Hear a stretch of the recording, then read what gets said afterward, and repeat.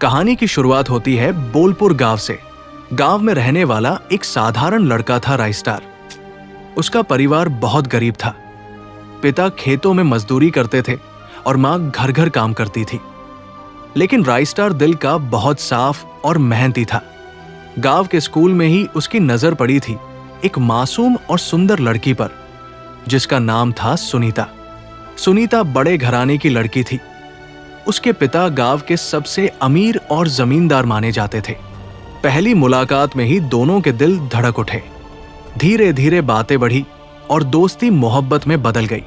लेकिन जब ये बात घर वालों को पता चली तो सुनीता के पिता ने साफ कह दिया, मेरी बेटी गरीब लड़के से कभी शादी नहीं करेगी।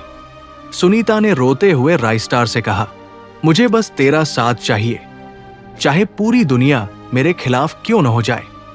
और एक दिन दोनों ने अपने परिवारों के खिलाफ जाकर भागकर शादी कर ली। शादी के बाद दोनों गरीबी में जी रहे थे। राइस्टार दिन रात मेहनत करता और सुनीता बिना शिकायत हर तकलीफ सह लेती। लेकिन सुनीता का पिता ये अपमान सहन नहीं कर पाया। एक दिन उसने अपने गुंडों को भेजा और कहा, मेरी बेटी को वापस लाओ, और अगर वो माने नहीं तो इस राइस्टार का हमेशा के लिए अंत कर दो। रात को जब राइस्टार और सुनीता खेत के रास्ते से जा रहे थे, तभी उन गुंडों ने हमला कर दिया। राइस्टार ने पूरी ताकत से लड़ाई की, पर अकेला कितनी देर लड़ पाता। सुनीता चीखते हुए बोली, राइस्टार, मुझे छोड़कर मत जाना। राइस्टार ने आखिरी सांस लेते हुए कहा, सुनीता, अगर अगला जन्म हुआ तो फिर से तुझे अपना बनाऊंगा। और वही उसकी जान चली गई। सुनीता उसके सीने पर सिर रखकर रोती रही। वो जिंदा तो रही, पर जिंदगी भर अकेली रही।